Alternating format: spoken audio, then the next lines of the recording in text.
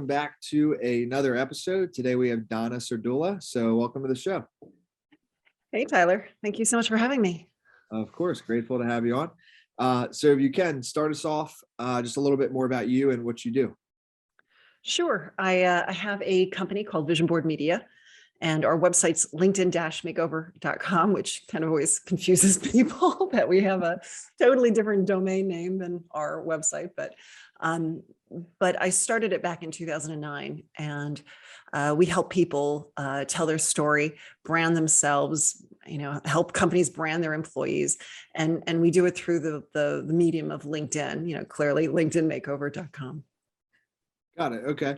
What were you, I'm always just kind of interested in like the origin. So what were you doing before this that then kind of like sparked your interest in starting this company? Yeah, I was in sales in a cutthroat, high pressured, like insane quota, cold calling, like 80 calls before noon every day. Wow. Head in the toilet before every sales meeting call on Fridays. It was insane. Wow. And I have to say I did thrive in that environment. So don't think I'm complaining. I'm kind of boasting. That's awesome. Yeah. Wait. What do you mean by head in the toilet? What is like you were partying? Like you're just so nervous that you're gonna throw up. No, I was like, this company goes hard on Thursdays or something. Oh, it was a great company. My God, we had beer in the fridge, and like most of the other salespeople were almost all guys, and they had this little spittoon on their desk because they would chew the tobacco. No way. That's awesome. That's a good culture. It was a bizarre culture, to say the least. But you know what, they gave me so much. I mean, I learned immense amounts during that time. And it was there that I really forged my LinkedIn, my belief in LinkedIn. I can't say my methodology. My methodology came after, but it was there where I really recognized, and this was back in like 2006. So we're talking like a long time ago. That's when I started to realize that LinkedIn made a lot of sense, and that it was this great tool, and almost everybody and the company, even LinkedIn, was like misusing it and misrepresenting what it really was at that time. And and that's when I said, it was in 2009 that I said, I need to start my own business. I need to help people use this platform. And I want to help people tell their story, because the LinkedIn profile is not a resume. And this is a place where you can really use it as a professional manifesto and almost as a catalyst for life change. 100%. So as you're talking, I'm actually looking through your website right now. You have a lot of amazing testimonials and stuff. So, I do. Well, yeah. We've worked with over 6,000 executives and entrepreneurs all over the world. So yeah, it's interesting. Similar to you, I mean, I got on LinkedIn probably, when did I get on? I think it was like 10, I think I was like 20. I think it was like 10 years ago, I think. And I just saw, because the way my mind works, like with, and how I grew my business, it's all relationships, like partnerships and just collaborating with other people where we can like refer clients to each other. Mm-hmm. And LinkedIn to me was just like that was just like the center, and it still is. And I think the only thing and I'm not saying anything bad about it, it's just for me. I think back in the day, they didn't have any like message limits, I don't think. And unless I'm missing something, I don't know. I have like sales nav, or like I pay monthly, and now I can only message 1,000 people a month, which you would think is a lot, but like my team actually like reaches out to like 2,000-3,000 people a day. Oh, wow. Yeah. Like we have like a marketing machine going. So either way, I don't like that limit. That's what bothers me about it. Yeah, but people on the receiving side, not here. Like if you didn't have that limit, right, and everybody was like pounding you wouldn't have an audience. People would be leaving LinkedIn because they'd be like, oh, I think it's all only sales. for sure. Well, see, and that's actually what I think. It's one of the things that we teach people, like the message that we send, it just says potential collaboration. And this is only to like people that it's a mass thing, but it is targeted, put it that way, that we think we could actually like refer to each other. So it says like potential collaboration. I noticed we both work with authors. Maybe there might be ways we can collaborate. That's all the message says. So I think you're right, but I think it's because most people, because I still get them. I get them all the time. Like the LinkedIn messages that are like this long, and they're like a direct pitch, and like that. I don't even think you should be allowed to send one of those messages. Yeah. But Yeah, I was talking to a guy yesterday, and he had called me, and he's like, I need you to help me. I need you to redo my LinkedIn profile because nothing's working right now, because I'm doing this great thing. I think he was using Copilot, and he was basically had a bot that was going through connecting with like thousands of people. And then immediately upon the connection, he was then sending them this salesy, spammy email. Yeah. And he's like, so I think it's my LinkedIn profile that's turning them off. I'm like, you're turning them off with the message. Yeah. There's nothing I can do to salvage this situation. Yeah, no, I don't get it. But look, it's a mistake that a lot of people make. So look, that's people need.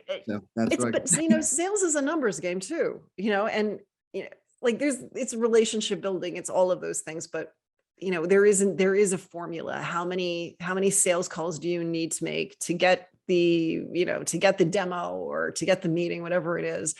And I mean, ultimately, if you send 1 million messages, even the most spammiest, sleaziest ones. Yeah, you're bound to get a couple sales. Yeah. For sure. And if it's a bot doing it and you're not wasting your time. So like, I understand the background of it, but I still find it despicable. Yeah, no, I hear it. And just because we're talking about it, I actually have virtual assistants. So all my messages we don't use bots. And in fact, you know more about this than me, but tell me if I'm wrong. I know there's some out there, but I think with LinkedIn now, they've caught on to a lot of those. Like you don't want to use that. You could have your profile like kicked off or something. Oh yeah. Yeah. In fact, I was even, so this guy that called me yesterday, so we're talking about like, other ways that you could, use LinkedIn in a non-sleazy type of way. And I said, for one thing, you could make really good content and put that out there, add value, inspire, motivate, that would be a really good thing. He's like, oh, I'm already doing that. I have a feed that comes in and it creates posts based upon like these, again, very spammy links. So I looked and he had all these like, comments and likes, and he was in a pod. Oh yeah, the pods. Yeah, he was in one of those pods because I said, this is crazy. You're actually, these horrible messages are actually resulting in some engagement. Oh, he said, oh, that's fake engagement. That's a pod doing it. Dude, so what's crazy is I actually tried one of those pods like a few years ago. One of my friends was like, dude, it's these LinkedIn pods. Like you just go in and then everybody chimes in. And I thought it was like still like manual, but I guess some of it was bots. And how I like a week later, I immediately got out of all of it because I noticed something. So what was happening is there was definitely bots because my profile was like commenting on other profiles automatically somehow. Oh my goodness. Yeah, it was crazy. I don't know how this thing was working. And what happened is there was this woman who spoke Spanish, and she did a post and I commented something in Spanish on her post. And I was like, dude, I don't even speak this language. Like, I cannot be involved in this. This is insane. Were you like going like to Babelfish or Google Translate? Like, what in the whole world?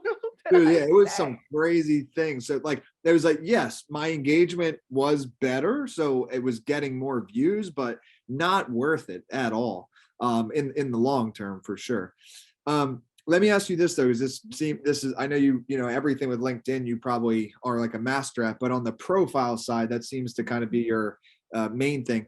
What are like the most common mistakes people are making with their profile? Like, what are they missing most of the time?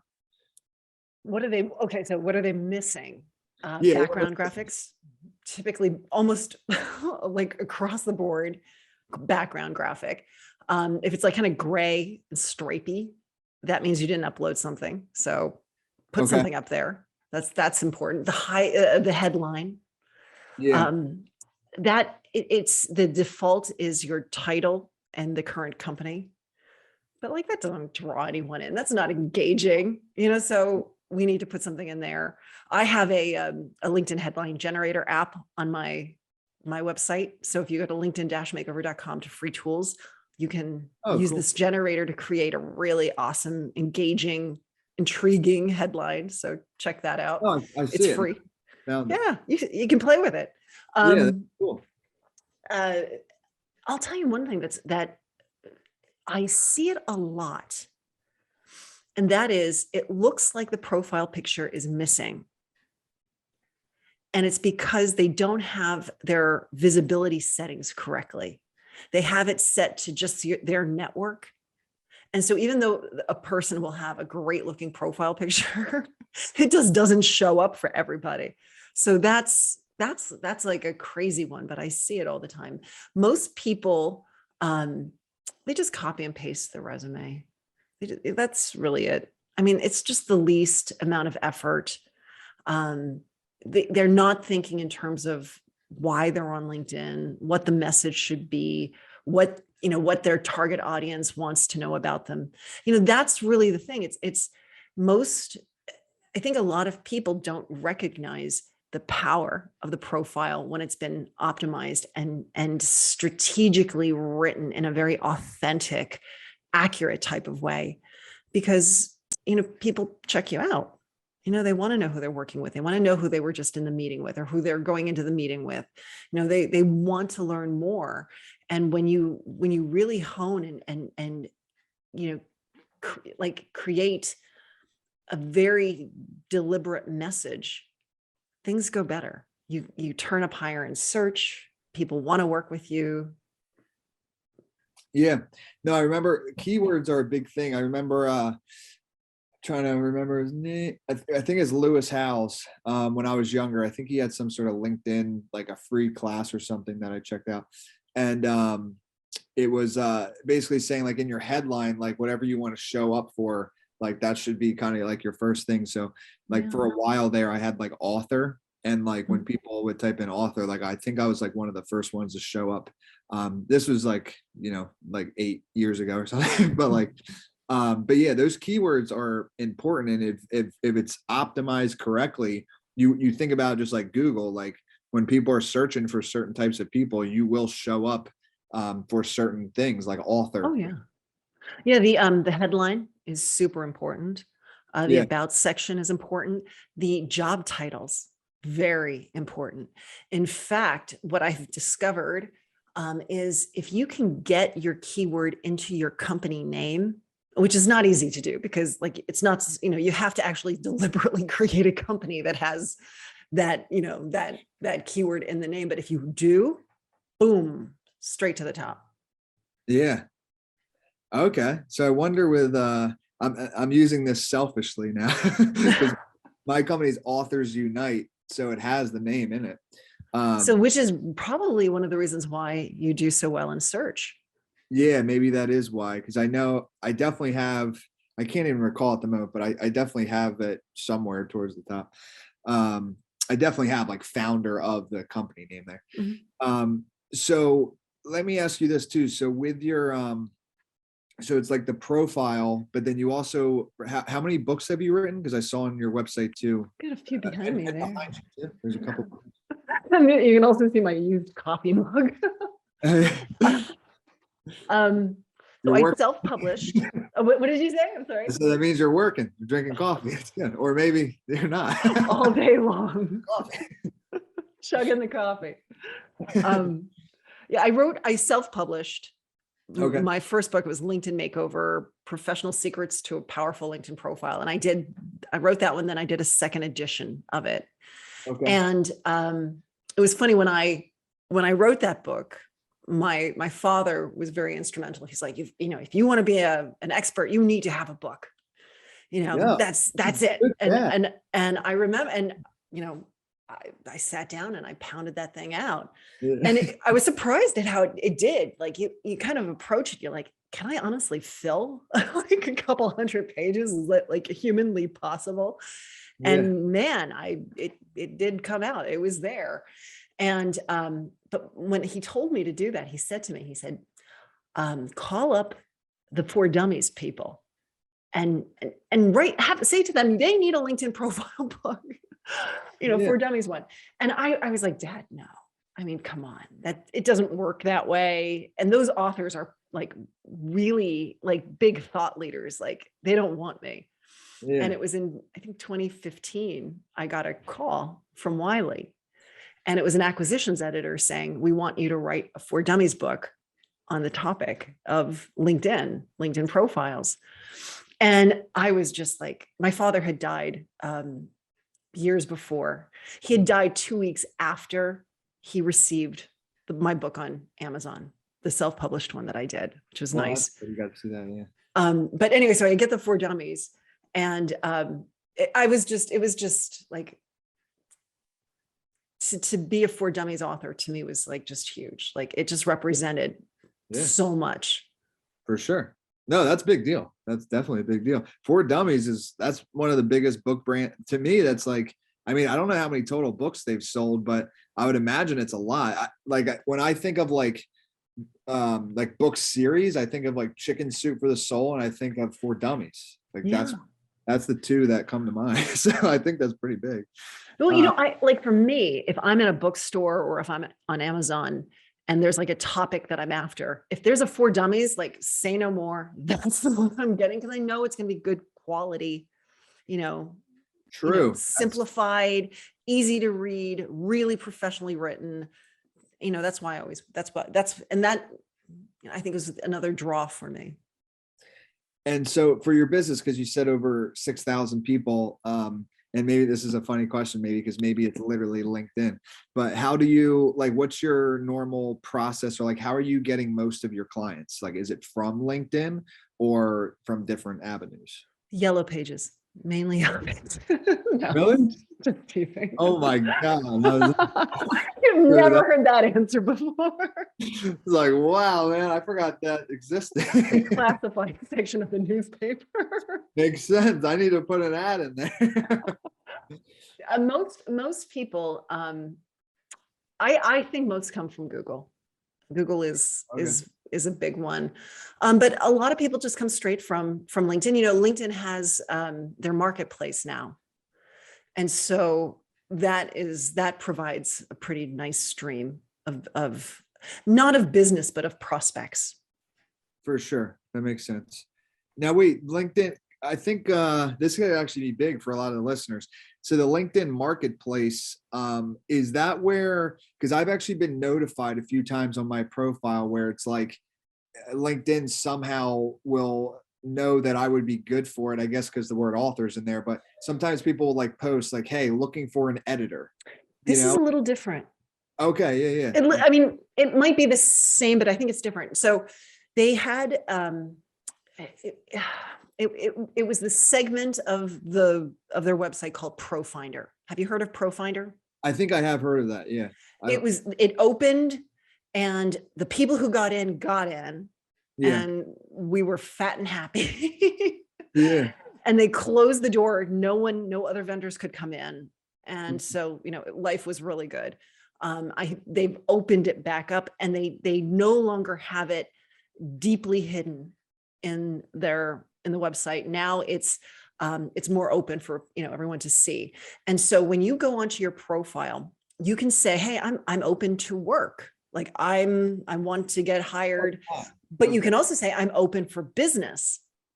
So if you say you're open for business, Then you have all of these categories. So you could do coaching, consulting for book authors, marketing, digital marketing, social media, lead gen, whatever it is. Yeah. You could select it. I mean, they have, I mean, you can only fit in those categories, but they have a pretty big listing of categories. So you find which ones you are.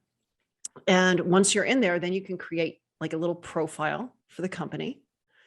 And what happens is when, like with LinkedIn, so why resumes and LinkedIn profile writing, it's such a synergistic relationship with LinkedIn. But like if you're in the jobs section, it'll say, oh, are you interested in these services? People will click and they'll be prompted to request a proposal. And those requests come to us. Got it. But for other people, like let's say someone went in there and said, oh, I need a lawyer, or I need a mediator, I need whatever. And you type it into the search engine, LinkedIn will say, oh, would you like proposals for this? Oh, okay. Got it. Does that make sense? It does. Yeah. It's interesting because like with LinkedIn, like what I tend to do is just like every like month or two, I'll just kind of like cycle through my profile and see if they've added anything where I can like update or something or edit. So they've added a bunch of stuff recently. Oh, really? Yeah. So like what you just said there, that's me. I might have already set this up without even realizing it, because when you said that you could put in like what some keywords, I think I remember doing that, and editing, I think, is one of them. Mm-hmm. So yeah, LinkedIn, just every once in a while I get a notification like, hey, this person's looking for an editor. So if you want to hit them up, then you can hit them up. The other thing, Tyler, though, is within the LinkedIn feed. So a person could go and post, like an update to go out. But in there, they could say, you can actually hit more. And they have more options. Like you can give kudos to a person. You can you can create a poll. You can say you're celebrating it at work. Like there's a whole bunch of things, but one of them is ask for help. And that's what I thought you were referring to, because a person could go in there on a post and say, I need help editing a book. So I thought that was what you were getting, those notifications. It could be. I'm not sure. Because like I said, with my team and everything, it's my team and I both kind of manage my profile. So there's like a lot of messages, a lot of stuff happening. So I just every once in a while go in and like notice that stuff. Interesting though. I'm gonna check. Go to your profile. Everyone who's listening, go to your profile and check open to work. Open to work. Or open to business. Open to business. Open to business. Yeah, that's what. Open to business. So I guess one of the last things I want to ask you this, because I always think stories are really helpful for people to like really understand what can happen if they actually take this advice that you're giving, and also potentially work with you. So like you have a lot of testimonials. What are some of your top stories that you can share? And you can leave names out if they don't want their names in, but like where you basically came in, did what you do, and then like 2 months later the company like grew or something. Like, do you have like some cool stories like that? None. No, I have tons. I've got tons. If you're interviewing me at 5 and I'm punchy, I'm so punchy right now. No, I love it. This is good. We have so many, and our clients come to us for a myriad of reasons, right? So we have a large stream that come in, Donna. I need to find a new job. I need to level up. I need to get out of this environment. So it's more of those career pivoters, those job changers. There's that element. And we've found that 80% of our clients within a year have a whole new position. So that I'm very proud of that. In terms of our entrepreneurs, when they're coming to us, they need a profile, they need the company page, they need to get found, they need to stand out. And we help them do that. It legitimizes them, and it allows them to put themselves forward and network and, find those opportunities, find those investors, that type of thing. We also work with companies who say, our executive team, they all look like they're looking for work because they copy and pasted their resume. Like, help us, take our employees and make them look good. Yeah. So that's another element of our business. It's working, with these corporations and helping their employees. And that's a huge one. So for me, we've been doing it for so long. And How long have you been doing it for? since 2009. Oh, wow. See, okay. Since Yeah. 2009. And it's gotten to the point where, once we've worked with someone, they tell their friends, they tell their loved ones, it's like, we're there, that secret, like, oh, you want to know why I'm making so much more money? Do you know why the business is doing so great? These are the people who can tell your story, who can put you out there in a manner that, really gets things happening. Dude, the book stuff is the same exact, because it just like with a new LinkedIn profile, I'm sure the person like right after is like ecstatic, and then they want to use it, right? Mm-hmm. So same thing with a book. When somebody comes out with a book, like you said with your dummies book, like that meant a lot to you. So when people come out with books, it's like they scream from the mountaintops, and then their friends are like, who helped you with that book? and that's like so we're kind of similar in the way our businesses just generate more. Well, it's thought leadership, right? It's executive branding. It's professional branding. I think it's, for me, what I love is when we work with people doing their profile, and you may find this a very similar type of thing, but it acts as like a catalyst for a person to get really deliberate with their message and their positioning. And very few people ever do. Like, most people think in a very shallow type of way through life. Like, they're not taking these deep plunges into their soul to really understand, like, what is their vision? What is their mission? What is their passion? Who is their target audience? How are they helping them? Like, it's just a rare thing, because you start to feel kind of uncomfortable and weird when you do that. So you need an excuse to do it. For sure. And that for me is, it's that moment where a person goes, people are looking at me and I don't like what they're saying. And I don't want to write about myself. So I need to find a partner who can help me. Yeah. And that's when the phone rings. Yeah. I love that. No, 100%. Like, and literally everything you're saying is just so equatable, because like writing a book, as you know, is just, it's actually like crazy. Like giving birth. Yeah, like it's wild. It's a lot. And especially I'm sure that for dummies one, like, because I'm sure that they had like criteria maybe that deadlines were insane. Yeah. I was writing 30 pages a day. Yeah, that's nuts. That's too much. It was awesome. Again, I don't mind these things. This is what gets me excited and happy. For sure. Yeah. I think what I found, like for my rhythm, I'm just curious because a lot of our listeners are authors or like aspiring authors too. So like my rhythm was like an hour every morning. Like after I would work out, I could just 1 hour, I'd turn off my phone, like no notifications. And I could bang out 1 hour. And then I was like, thank God I'm done with that. Like, I don't like writing really. I like to market. Like I like marketing. So, but for you, was it more like longer? I'm assuming 30 pages. You're not banging out 30 pages in an hour. I don't think. No. I love the morning pages routine though. Yeah. I don't do that myself all the time, but when I'm in it and I'm just journaling and I'm just writing, I do find that writing becomes easier in every other way. And that's when I'm blogging and I'm, writing articles.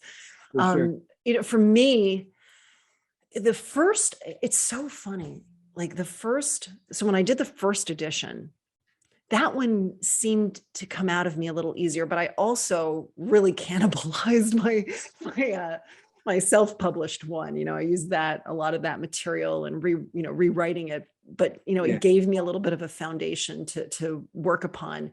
But that one, I would just write. Like I just put time in my calendar and I was just writing every day. And sometimes at night, it would be late at night and I'd put the kids to bed and I would just be writing as much as I could. The second edition was so much harder. And I don't know why, because you'd think you have a foundation, you're just making changes. Yeah. It was like pulling teeth, and it was so hard. But man, I'm so proud of it. Like, the second edition is the one that I'm really, really proud of. The first edition, Tyler, I'll tell you this, worked my buns off. I mean, screenshots, like everything.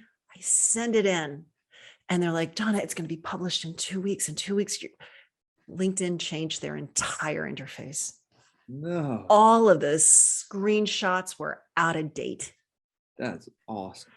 And it was like, I felt like this stab in my heart.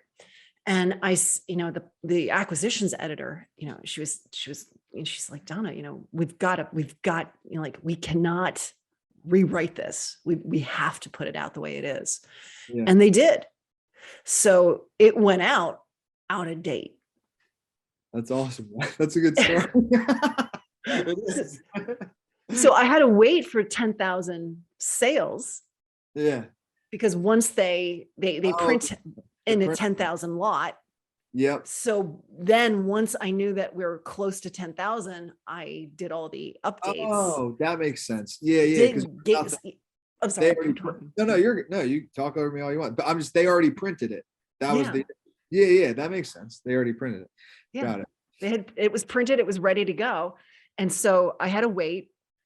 And then I did an update, and you don't get paid for updates with Wiley, by the way. You just do it out of the goodness of your heart. So then the second edition is far of the first edition's second printing is still pretty accurate. But if you have the first edition and that very first printing, it's like, it's a book stop, a door stop. No, I work with publishers all the time. So no, luckily it was only 10,000. Sometimes they print, even more than that. So you would have been waiting a while. So here, what I want to do, I kind of want to just leave the floor to you now, and like anything that we didn't cover that you want to share, please do. And then I know one place people can find you, that's LinkedIn, but is there anywhere else that you'd like people to connect with you? Good one. Let's see. Instagram. TikTok. No, I'm not on TikTok. TikTok. I am not on TikTok. MySpace. Friendster. Oh, I can't even. Xanga, that was one. You might not know that one. Xanga, that was an old one. That was an old one. Does GeoCities count? That's really going back. AOL, instant messenger. I would say visit my website, linkedin-makeover.com, and click the free resources, because I've got so many awesome gems. One of the things that I have there, so I've got the LinkedIn headline generator, but I also have a text formatter. So if you want to bold text on your LinkedIn profile or within like a post, you can do it, because LinkedIn doesn't allow you to format anything. But this is like it's faux text. It's like a Unicode mapper. So you can bold, italicize. It's just a great way of like really standing out. Yeah, for sure. No, that's awesome. Yeah, I didn't even know you could do that. It's so strange how similar, like, there's these things, because on Amazon book descriptions, like you can't, they don't allow you to really do much, but if you have certain code, you can actually like put images in you can do a lot of different things. Oh, really? So that's similar. That's pretty cool. Traditional public like Wiley, they probably just have direct access or something, but I have no access to my Amazon page. Yeah, that's normal. Yeah, because they manage all their clients. But yeah, I haven't seen your description, but if you wanted to add some stuff, they could probably do it and like kind of make it look like stand out more, just like you're saying. I've got to remember that. I never even looked at it in that type of a manner where like, oh, could it be better? I'm just like, hey, it looks pretty darn good. No, for sure. These are like the little, just like you, I've been like 11 years, you've been more than me, like 15 years. So those are the little things that when you're in something so long, you're like, you can actually edit that description. Like, make it. But yeah, no, thanks for coming on. This was awesome. And we will be posting this next week. So thank you again. Tyler, it was so much fun to spend my afternoon with you. Thank you. A fellow Bucks Countian. Yes. Yes. Bucks County Unite.